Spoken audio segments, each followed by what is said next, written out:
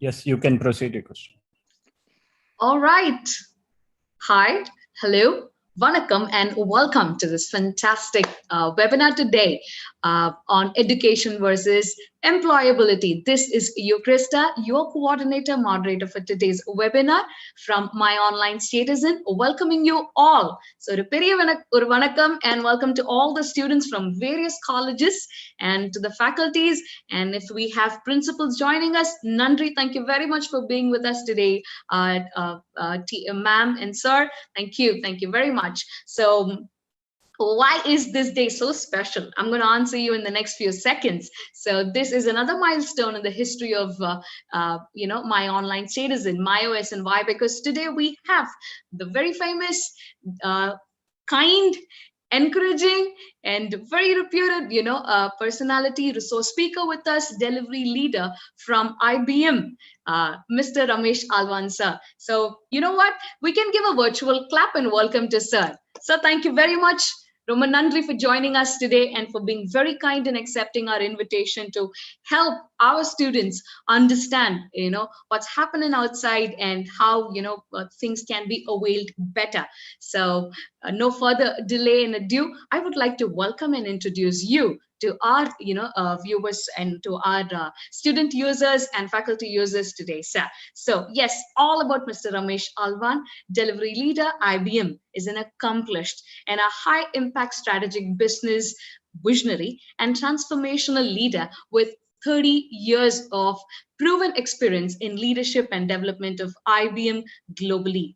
Possessing executive level expertise, he has worked in IBM delivery centers, global technology services, and global process services with entire emphasis on delivering the best quality services and high performance outcomes. So as a leader and an expert for IBM operational regions and industries, Sir has developed many interpersonal skills with outstanding achievements in each role. So if he's an excellent communication, if he has excellent communication skills, if that be your questions, I tell you, people, you will get to know when he starts to, interact with you all. See, communication is not about being able to, talk in an accent with, an American or a British accent. It's about being able to convey. It's about being able to express. It's about trying to, create that impression and எளிதான விதத்துல புரிய வைக்க முடியுமோ, தெளிவு ஏற்படுத்த முடியுமோ, that's about, that's what it is. And sir is the right person, the right resource speaker for us today to help us understand what's happening in the education industry, what is it with, to do with employability, and how can we, how this goes hand in hand, and how can we avail the best from it. So moving forward with, about sir.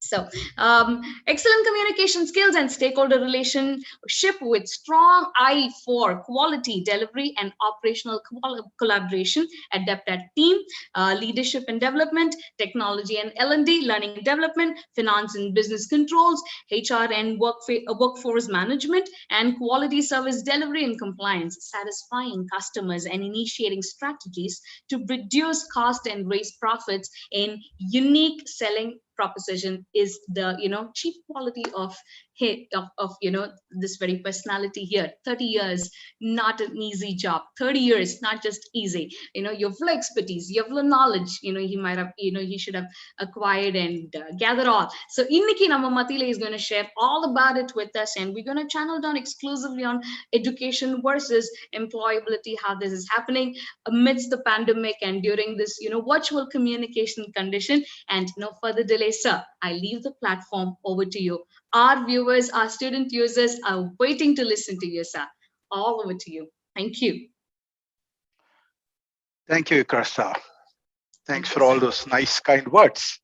You deserve every bit of it, sir.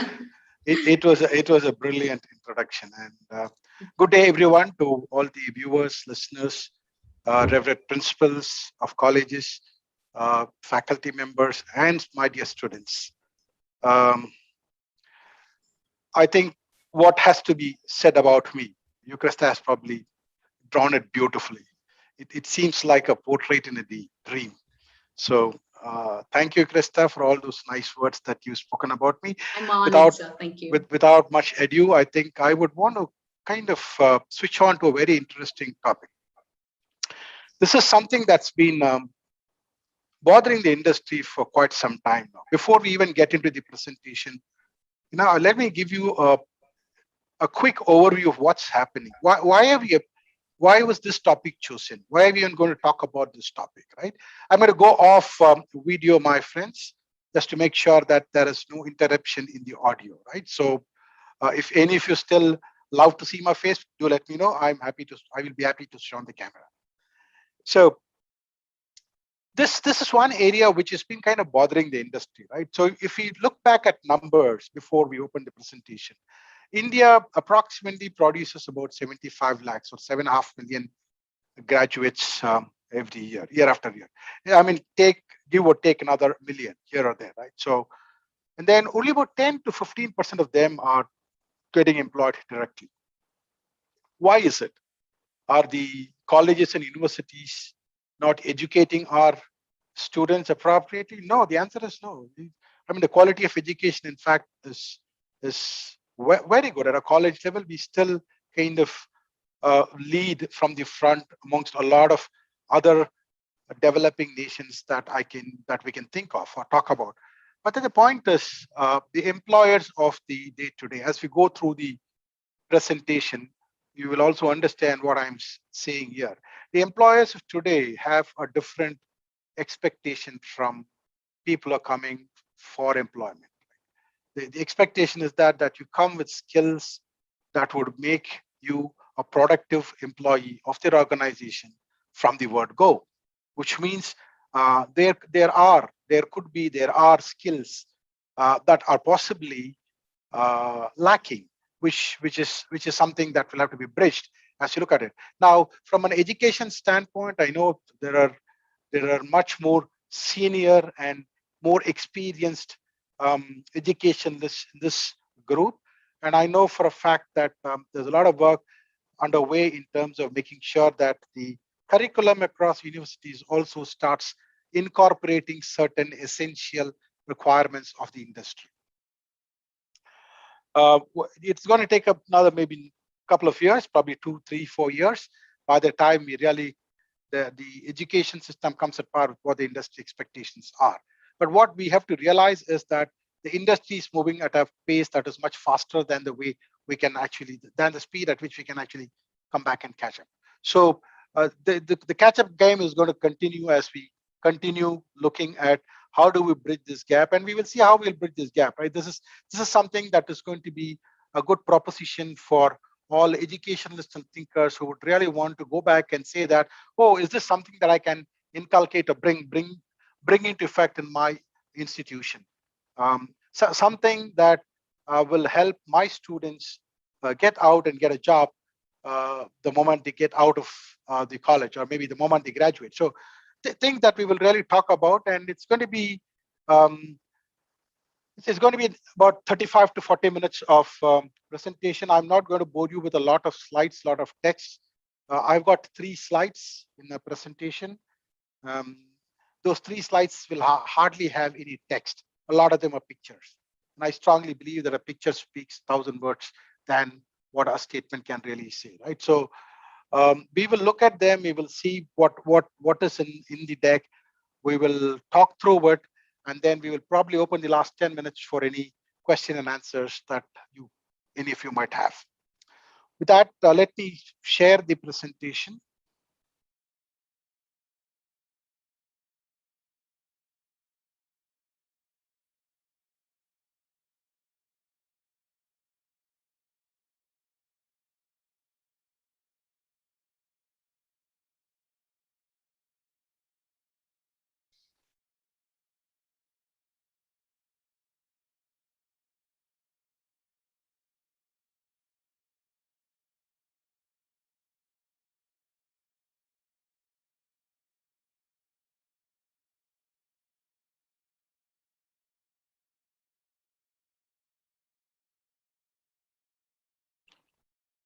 All right, is my screen visible to all of you?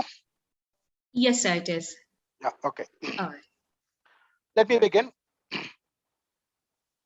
So the topic for the day is education versus employability. Let me quickly talk through what is education. I mean, There are different definitions. What's getting taught in colleges, universities, schools convey a very typical definition of education is something that possibly makes a man learn things that will make him wise, that will make him knowledgeable, that will make him mature. You could probably go on adding adjectives, right, to make education look very nice. Now, why are we pitting education against employability? Is it not a truth that a person who's educated is eligible for employment? The answer is yes. Gone are the days when people had, we'll probably see the next slide, when people had a job for the life, right? I'm sure for most of the students, your parents would have probably picked up a job 30 years back and they're still continuing the same job. The modern day kids, which we call as Gen Z, Gen X, Gen Y, whatever you might want to call them, no longer believe in the concept of a job for a life. They love change, fast-paced culture. They love change is the only constant that the modern day kids completely believe in. So um, the quality of the employment that is in vogue today, that is available to students coming out today, are highly demanding, highly challenging, which essentially means that a university a degree or a graduation alone is not going to suffice. There are other skills that will probably need to be learned by the students to make sure that they fit into the requirements of the employers. Let me move on to the next slide. I'm sure this reminds to a lot of you all your school days and possibly the college days. For all those students who are still in your final year, it still reminds you of the college days, right? You get into the colleges, look at these long rectangular board, right? Although this is kind of green in color, you can obviously understand that this has become pale green over a period of time after a lot of scrubbing and rubbing, right? And then there's that white chalk piece. I'm sure I've been, I've been a student in my life, right? So I've taken those small throwing missiles from my teacher during my high school days, right? You get to talk to your friend in the class, and then the Zoom comes one of those chalk pieces onto you, right? So it was fun days during school, high school, and then college, subsequently post graduation, and then like everybody, I was also looking forward to those days of when do I go to work? When can I start seeing a purse full of money? When can I start spending money? And all of those stuff. So this board kind of it's a nice reminiscence of the past, at least for people like us. And I'm sure for a lot of faculty on this call who are there would probably they will reminisce about their college days or the school days. Now, what this board is going to tell us a small story.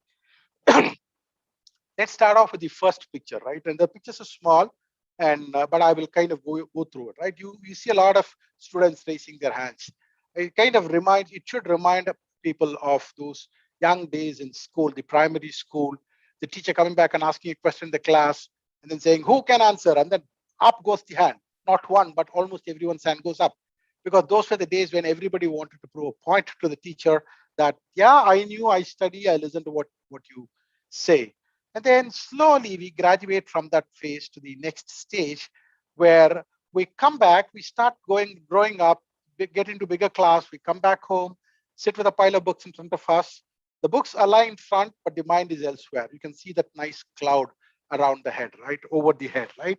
You start thinking about what do I want to do in the future? What can I become? When am I going to finish studying? How long do I have to, there could be kids who could be saying that, how long do I have to keep doing this boring stuff, right? I mean, there are kids who enjoyed studying. There are kids who probably did not enjoy studying, but each in their own right, in their own merit, have their place in the society, right? Nothing takes away the credit of each individual's capability or capacity. Then we go to the next phase where you kind of become an adolescent, right? Getting into high school or the higher secondary or the pre-university, right? You see that the teacher is standing right on top of a raised flooring, and then students sitting in a relaxed mode. Some of them paying attention, some of them thinking about what they want to do. There's a general feeling in this stage, right? That, hey, why should I be listening to the teacher? I can read it from the book. The teacher, at the end of the day, is telling us what is there in the book. And I can understand the language. My linguistic capabilities are excellent. So I don't think I need to be attentive in the class. I can probably say those are kind of thoughts that goes through the students at that point in time. So that's the kind of scenario that most of us pass through during the adolescent stage. But then it's a kind of fluctuating graph, right? One day you listen, one day you don't pay attention. That's how it goes. We pass through the stage, we come to the next stage where we really think that, oh, what I listened in the class was good from an understanding perspective. But if I really have to prove myself out there, I got to go back and refer to a lot more books. Or times when our teachers told us, go back, do some reference studies, we will never do. Times when our teachers told us, don't refer, read this, we go back and refer. You see those pile of books there? That exactly gives us the story when we do what, right? When we pass through the stage, we move on to the next stage in life where it's almost ending towards the end of our education journey, right, toward graduation or towards college, where we start thinking that, oh, I think we started there. We kind of learned most of the things that is required for me to become a full-fledged graduate. What else is left? And then you probably have given your final exams. You go home, sit down, the vacation season, and you know that after this vacation, you probably don't have to go to college for studying, right? You probably are looking forward to take up a job or an employment somewhere and then go and work your way up the corporate or the non-corporate segment, right? So that's, you sit down at home and start thinking, what did I learn all these years, right? So the board typically there depicts what your thought process is. So many things, right? So many things. You probably lost count of what all you learned. The whole intent is to try and recall what did I learn during this entire student phase of my life, right? From the time I started schooling all the way until I finished college. So many things I learned, and what has it given me? And then you say, oh, here I go. It has given me a nice graduation. I finally have graduated. And I think, like you, Krista, was saying, a virtual clap to all of you, all those who are graduating this year and the next year and the coming years. Advanced congratulations. But this is a typical cycle that most of us go through. Now, why did I have to bring this story in, right? The topic was different, education versus employability. So what has Ramesh Alwan told us in the last 10 or 12 minutes that we did not know about? He was supposed to be talking about employability. But tell me one thing, in all my conversation, in the last about 10 to 12 minutes that I've been speaking, once or twice I have referred to the employment. Other than that, I think we've never talked about employment. We've just been going through what we went through in our student life. And the primary reason is essentially recalling what we did from our formative years all the way until when we really matured or graduated into getting an employment with an employer, which is a futuristic employer. Now, once you graduate, the obvious next question uppermost in everyone's mind is, hello, am I employable? Most of you would get this question. There would be some who would say, yeah, I am ready for employment. The question that we've kind of posed here could come in different form in everyone's mind. Somebody could be asking themselves, am I ready for a job? Am I employable? Can I be hired? Do I have the qualities to be hired? The English, the language in which the questions could get posed in your minds could be different, but then the intent is the same, asking, are you really employable? Am I really employable? And then you think that you are, you go to the next stage where you start looking for a job.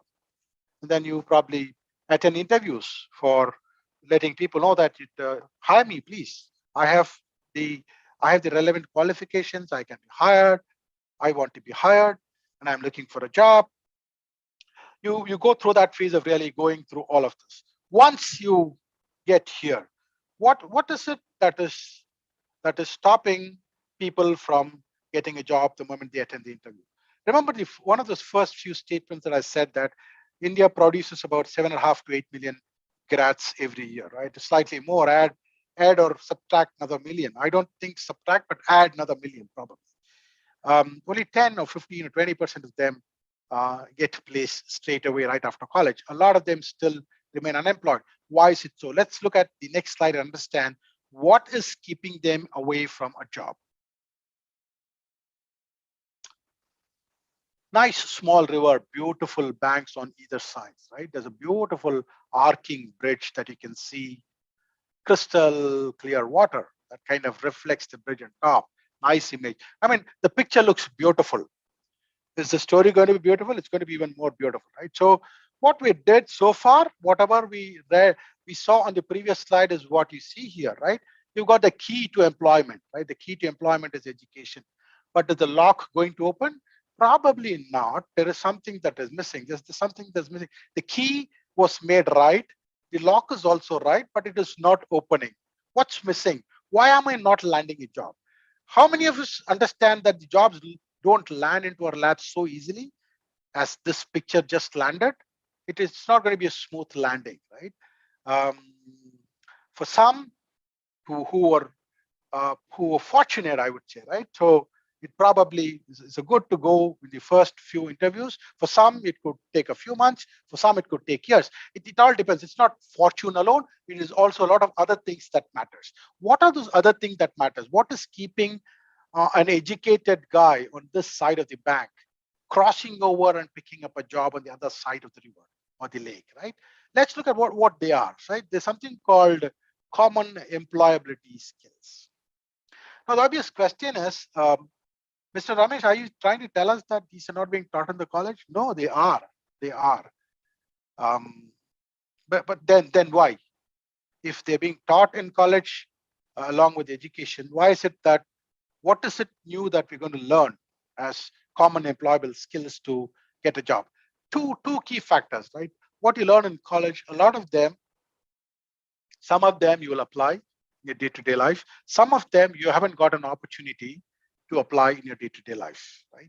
Some of these points that you see, you don't have to go through all of these, right? So it's simple four broad categories: personal skills or interpersonal skills, as we call it, the people skills, the workplace skills, and applied knowledge. Applied knowledge is more with reading and writing and mathematics, science and technology, and critical thinking, right? There's a lot of thinking people who pass through the science stream or the management stream or the art stream, whichever stream you go through, right? In your own areas of specialization, there are areas where critical thinking is a must, right? It could be, you could be a history student or a geography student, or a mathematics student, or an engineering student, or a management graduate, postgraduate management, right? So there are areas where, a lot of areas, depending upon what you study, the application of the critical thinking skills, for example, could be intense, right? The intensity of the critical thinking skills will vary upon what kind of subject you study, right? That's one example that we can pick up. People skills. Within college, it's more friends. There are no colleagues, right? But when you get to a workplace, it's more colleagues. There is a lot of organizational dynamics. I'm putting it very nicely, right? I'm wording it very nicely. I'm calling it organizational dynamics. In crude terms, it is called professional politics.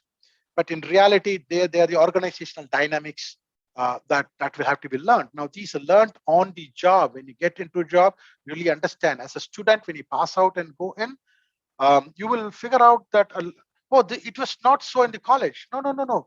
I had 10 friends, but we all did this, but differently. Why is it different here? What is changing? But guys, the work culture, the work environment is completely different. That's why there's something called a workplace skills. How do you plan, right? In college, a friend comes home after college the evening and says, "Hey, dude, can we go out? Let's go have a cup of coffee and come back." You don't really have to worry about anything. But in the office, it's not going to be very similar. You have your work schedules, you have your meetings lined up, the other person will have his meetings lined up. Hardly chances, opportunities will be there when the timings will match, right? So it's not going to be so easy. It's going to be different from what you went through during your college life. Let's pick some personal skill examples, right? Integrity and initiative, reliability, adaptability, professionalism. All of these are personal skills that will have to be learned. As one is, the foundation has been laid during your university or the college educations, but then at a extrapolated level, these will need to be honed before we get into job. The last one are the people skills, where we really talk about teamwork, communication, respect for each other. When you say respect, mutual respect for each other, your colleague, teamwork, being part of a team and working together, and then Communication, how do you communicate? I think Yukrista made it, said, said about that beautifully at the beginning, right? Communication is not about building complex sentences with words for which people will have to run to the dictionary to find the meaning. Use simple words, be crisp, clear. When you say be communicative, it simply means that you must communicate in a way that the other person can understand. You are not expected to use, nobody expects you to use flowery language to convey a simple thought, right? So they need to understand. Unless they understand, it'll become misunderstanding, right? So which means the purpose of what you're trying to communicate will be lost. So communication is going to be another core skill when it comes to really being employable, becoming employable, or being employable. Now, all this on one side, right?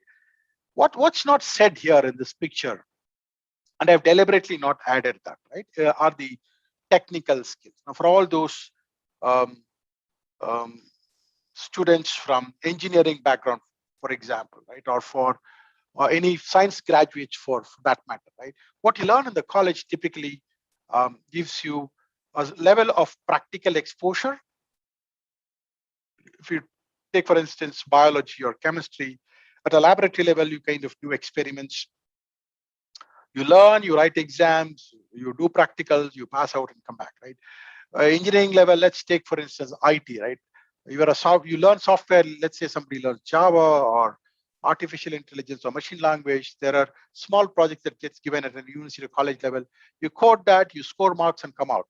Now, most of us, and let me include me in that, right? Now, I have a master's in information system and applications, right? So I can relate to what I'm stating. So when I passed out of my, after my post graduation, I thought that I knew everything in my days. C++, and Visual Basic, and Oracle were part of my curriculum, and software engineering and all of that, right? So I thought I mean, if somebody in the world knew Visual Basic and C++ best, it's me, nobody else. I also scored well, so I thought I knew everything. But when I really got to work on C++ at a work environment, I realized that I knew nothing. I probably knew 1% of what I had learned. So there is obviously an intensified gap. Now, this is a deliberately created gap. When I say deliberate, it is not. When this deliberate is not intentional. This is. I'm sure most of you would have read about. I don't want to get into the discussion of Industrial Revolution, version 1, 2, 3, and 4. Right. It's going. That will take another couple of hours by the time we finish the speech. But then the IR has changed, right, between 1 and 4.0. If you really look at how technology has changed. A best example, I've been an IT man for quite some time. So the best example that I can think of and give you is when I started my IT journey about 25, 26 years back. A PC XT, a computer, a home computer with a 4 megabit memory and a 20 megabit hard disk was a big thing, right? And I work for a company which produced one of those first computers, IBM, right? So 80 megabit hard disk was almost half a room size. From there to where we are today, the smartphone on the hand can probably do everything that a computer can do or a laptop can do. Gone are the days of palm tops, and the tabs are losing significance, right? There are no more digital. The digital camera market is lost. The phone is all in one. It acts as a computer, it acts as a camera, it acts as a music box, it acts as everything. So technology is another factor that I haven't really deliberately not added, primarily because the gap that has been created has been because of the deliberation in technology that has happened over the last 2 or 3 decades, right? We've come a long, long, long way. So what we learn in college is something that we will need to go back and start looking at. Have I learned enough to apply practically in an industrial environment? When I say industry, please do not correlate industry to a big shed with a large machinery. No, industry, IT could be an industry, right? Engineering could be, manufacturing could be an industry, car manufacturing could be an industry. So you come across different industries. So when I get into the industry, are my skills adequate or enough for me to be able to apply practically and run with it? Maybe not. It's not, maybe not, surely not. There is a gap. And then what a lot of um, employers do today is they have in-house LNOD organization, what is called as learning and organizational development, right? And they hire final year grads who pass out of college, and then they put them through the learning phase for the first 3 months. They put them on the job training for 3 months, and then they get given a live project. Could be IT. Now, it could be pretty similar in a manufacturing industry where the guy gets hired as an intern. He works under somebody as an intern in a specific part of a workshop, learns the art of what happens there, how does it get done. So for each industry, can go back, correlate how people get inducted in the job. So there is a learning phase after the college that will necessarily have to be completed. Now the choice is up to us, the brilliant students of today, to decide when do we want to finish college, do that? Do we want to kind of start at a slow pace towards the end of college and then complete it right after college and get on to job? So the timing is purely left up to the individuals for when and how they want to do it. Now, these are skills that are extremely essential for anyone to be employable. The obvious question then that comes to everyone's mind is, so are you saying that the 10% that you mentioned, Mr. Ramesh, who gets hired right out of college, they possess these skills? I think yes. To an extent, yes. Are they the best? Probably among the lot that the employers saw, they probably were the best, right? All of us do agree that the 5 fingers on our hands are not of the same length, right? They differ. Somebody could be good in something, somebody could be good in something else. All of us are Indians. We relate to cricket best. You can have only one Sachin Tendulkar, one Virat Kohli, right? So when you build a cricket team, you don't include hockey players. When you build a hockey team, you don't include a volleyball player. So there are teams that are getting made, right? So the employers look for specific, I call this attenuation of the skills, right? Specifically to, they look at those specific signals from a person. Does he possess the skills? Does he have the fundamentals? Can I build on it? Is this guy talented? What level of skills has he got in the specific area?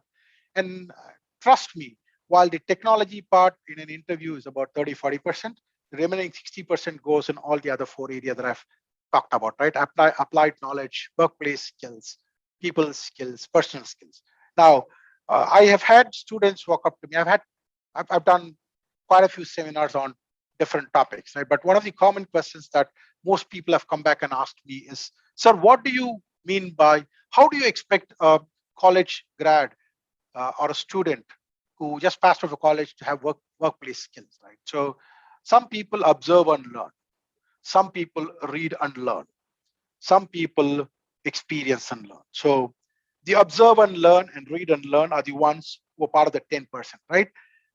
The 10 or 15%, the remaining 85 or 90 or the 80% who still are vying for a job are the ones that will have to probably experience and learn or probably go and learn elsewhere. So that is the gap that we're really trying to bridge in terms of making sure that this education that you acquired through your hard work in university, in college, lands you with the right job in due course of time.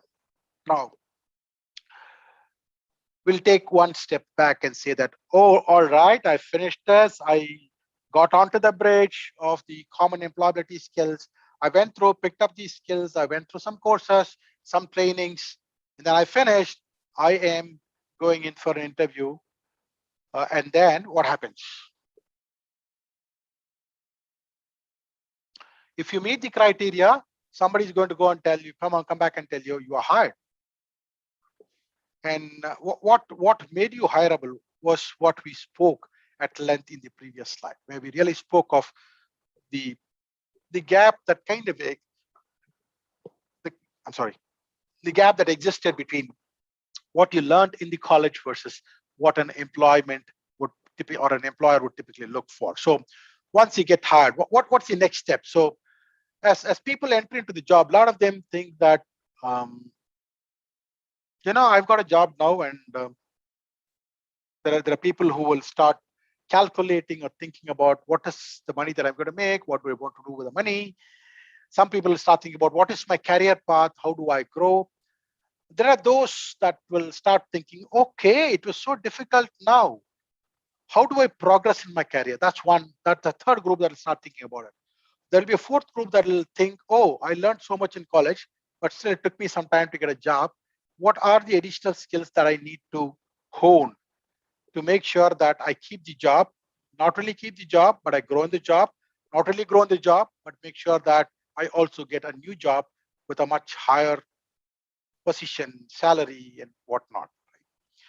Um, One of the things for all the budding youngsters that before I move to the next topic, I just wanted to kind of bring in a small quote here that I wanted to tell all the youngsters is, right, everybody thinks that becoming a manager, or everybody thinks management is the thing, right?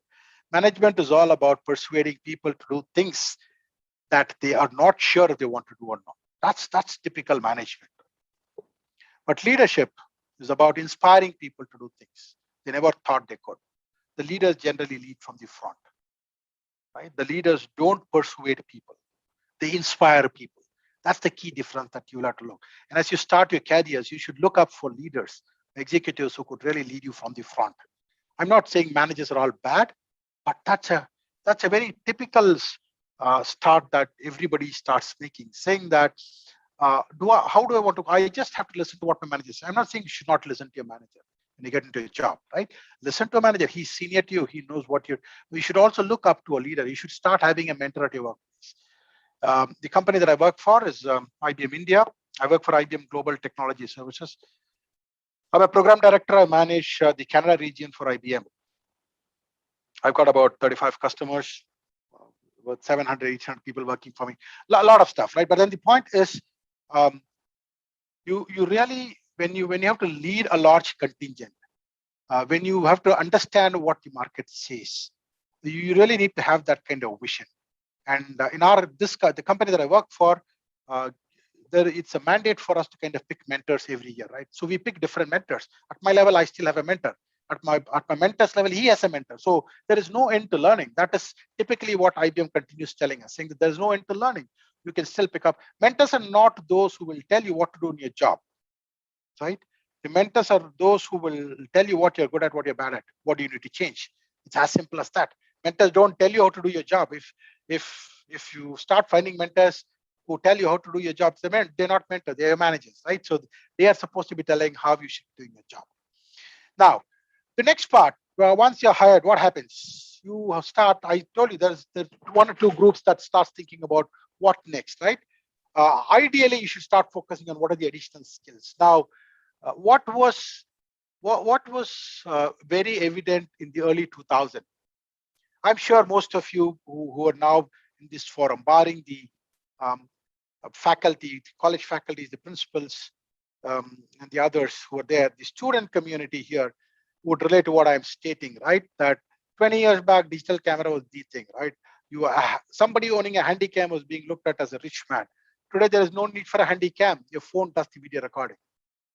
So technology has really taken us by storm. So the skills that you need in 2030, cognitive flexibility. So what is cognition? I'm going to stay for about 4 or 5 minutes on this topic. I know I've got another 6 minutes to go before I open up for question and answers. Cognitive is the process of doing something through learning, right? You make a machine do something that you do through the learning. Repetitive doing of something, the machine will learn, oh, for this specific action, this is how it needs to react. So the machine really starts learning. That's how you really put cognition into machine. Now, I mean, there are obviously limitations to what can be called as code. Not everything can be cognitive. Right? And then we've got digital literacy and computational thinking. A lot of things today when people think about, I think most of us in the industry today have forgotten how to write, right? So there was a time when during our childhood days, we used to be taught how to write. There used to be 4-line notebooks where we used to practice handwriting. It was no longer, it's kind of become invalid today because everybody has a computer and people work on a computer. There's no need for writing. So what digital literacy is of very, very prime importance. One, in terms of understanding how digital equipments work, what is the purpose or utility of the digital equipments, what does what. And then judgment and decision making, very paramount importance, right? So you all of you must have heard about artificial intelligence, machine learning, lot of big terms that you will continue hearing as you get into the industry. And these get built based on how people or human beings judge certain things and how they make decisions at certain junctures in their life. Those points get put into a machine or a language or a software that really does what a human being does. People like us have gone back and questioned. I'm a certified blockchain consultant as well. So I gone back and asked the question saying that, oh, can a machine or can a comp do everything that a human being can do? The obvious answer is no. But probably in about 15, 20, 25 years, a complex surgery like a bypass surgery or a open heart surgery can be performed by a bot. I think it's not even 25, probably about 10 or 15 years. So um, to do kind of get all those things done, decision making is of paramount importance. The doctor, when he does an operation, exactly knows how to react to a specific situation when he comes across when doing an operation. So all these would get put into those bots and robots that we're talking of. So that's what decision making is all about in terms of how do you react to a situation, how do you make decisions for a specific situation. Emotional social intelligence, right? Again, how emotive and how socially aware you are. Social intelligence is a big thing that's happening. And you know what is the best teacher in terms of social intelligence? Corona. I'm so sorry to say this, but then that's the best example that I can think of. The social intelligence that all of us have developed over the last 15, 16, 17 months. Because what the pandemic has driven us, I'm telling you, it's been a big learning, big learning for all of us. Creative and even innovative mindset, obviously, right? So when you have to create big machines that can do what people can do, you got to have that creative and innovative mindset. Otherwise, you'll not be able to get there. And lastly, with all of this, you are hired, you understand management, you understand leadership, you understand what are the futuristic skills that you require, that you have to start learning. And here is how your career roadmap will start looking like, right? It's a very nice, quick, small chart, right? You start off, my cursor will tell you the story. Education you obtain through a degree from a recognized university. The employable skills and experience you obtain from either from your college, university, or through platforms like myos.in. And then you get the management exposure in the companies that you work for, where you learn about people, process, tools and technology, finance, management, and all of that. And all of this together, if you start possessing ethics, learning and possessing ethics and morality and integrity, you really become an executive or a leader. I think I am dot on time. I finished 1 minute earlier. You sure did, sir. So Fantastic. that's a quick summary of why did I pit. I'm going back to my topic as conclusion, right? Why did I pit education versus employability? Could this topic not have been education and employability? Education giving employability, you could have probably put in anything in between, why versus, right? The point is just to prove that in today's world, it is so important to have those employable skills, which is why we said education versus employability. With that, I conclude my presentation. I'm going to ask Jikrista and Dana to kind of open up for any questions that any of you might have, or any comments, suggestions that any of you might have. Over to you, Jikrista.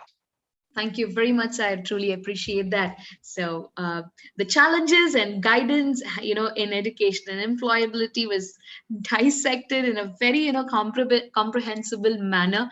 Thank you very much. So what should be done? How should a beginner, what are the, what is the key to begin, or being able to get into employment or being employable, was very well explained, and and informed. Thank you very much. And so what I like the most was about that everybody needs a mentor. Being mentored is essential. So, and learning, there is no end for learning. And and you also letting us know that you have a mentor yourself, when we look up to you, and that's all the more inspiring. Roman Nandri, sir, thank you very much. So to all the students, yes, like sir Yes, so there's a lot of appreciation, thank you, and messages coming for you, sir. And they feel it was an enlightenment listening to you, and they want to convey their thanks, the students. And yes, we also have questions coming up. So there is a student user who's asking, why is employability important for higher education, sir? Okay. Uh, Simple answer. Why is employability important for employability is not important for higher education, but post higher education, you will still have to be employed. You just look at it where you want to insert that. Do you want to get your employable skills today, or do you want to finish your education and then look for employable skills? Right? In fact, there are students who kind of do their graduation, a post-graduation, a doctorate, and then get employed in the college that they have kind of did their doctorate in. The whole point is it takes quite a while for them to kind of adjust to the work life versus the student life. So it is not essential that you finish graduation and get employable skills. You decide when you need them. You decide you want to go for an employment today. It is so important for you to possess those. Right. So, Malin, I guess that helps with your, question. And there is another query that is DM'd, and it's this. So, what is the difference between employability and career skills? And how do I get started with that? So, Okay, so you have to. Career is an ongoing part of your uh, work, while employability skills are the ones that has to get you started. Employability skills will get you started. Career skills are also required, but they're not mandatory when you start employment, right? As you get in, the career skills will kick in. And it's a continuous learning process. As I said, that learning never ends. And I've been so fortunate enough to work for a company like IBM for the last 19 years, right? So where my learning has never ended. So quick, straight answer to your employability skills will get you started. Career skills will get you going, continue going. thank you again, Sen. And there is one more question from one of the principals. Um, okay, before which, we have a few other questions coming up. So, yeah. Uh, Employability is it only possible at recognized university? Not necessary. I think there was a time when only the big colleges used to get visited by employers. Right? Today, every college, um, most of the college, I wouldn't say every, most colleges have employment fairs, right, in one way or the other. And then there are, in fact, for instance, myos.in, I did learn from their site that they did conduct some employment fairs in the recent past. So there are third-party providers or platforms that also help conduct employment fairs. So I don't think it is a select few like it was before. It is becoming more and more prevalent. And as we move forward and thanks to Corona again, one of the big learnings is that everybody can work remotely other than, construction workers and people like them.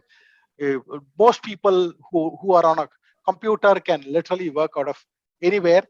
They don't have to really go to an office. So employment fairs can be conducted remotely, online, and then people can still get job offers. I don't think that is any longer a true statement now. All right. Thank you, sir. So yeah, I was, mentioning about, query from a principal who wants to, wants to guide her students on that. Yes, and you also were addressing on, having a mentor and being mentored. So she wanted to know how to choose a mentor. How should students be able to, what is the awareness they need to choose their mentors? Usually students have the tendency to, look up to celebrities and, and it's about reputation when it comes to mentorship, or that's how they channel their criterias. But what's the key element to choose a mentor? How should that get happening? Yes. Very simple. I think there are two ways to do it. One is individually. We call this as the individual introspection, right? So at some stage in life, there are within students there'll be multiple groups, right? There could be groups who are really mature, who do a lot of individual introspection in terms of understanding what is it that they want to do in life, right? And those are the ones who can very easily identify, this is my direction and I need a mentor who can kind of guide me or coach me along this line, right? Not even coach. Coaching is the wrong word. Guide me along this path. That's one group. For the other group, generally at a college level, we expect the lecturers or the faculties to kind of help students navigate, because most students are seemingly lost with so much to study today, with so many subjects in line. Students do tend to get lost. So generally, the if I don't know if, what is it called? Is it called a class teacher or a class professor that you may want to call? Um, are the ones who could probably identify and tell them this class has about 3 or 4 different groups of people, and then this group will require this kind of mentor, this group will require this kind of mentor, rather than letting them decide. Other than those handful of uh, self motivated students that I spoke of earlier. If that helps, I hope that helps, ma'am. I'm certain, sir. Any other Yes. questions? So I think that's it for today and for now, sir. So once again, Thank, thank you very much on behalf of all the students who participated today, and also the management from various colleges, and a big sincere thanks from my online citizen Teach Up Technologies to you, sir. Thank you very much. thank you so much. Thank you, everyone. Thank you for your time. Bye-bye. Yeah, thank you very much, sir. See you very soon. Thank you all for participating. We truly appreciate. Look forward to seeing you again. This is you, Krista, saying take care, stay home, and be safe. Yeah. Wishing you nothing but the best this year and the years to come.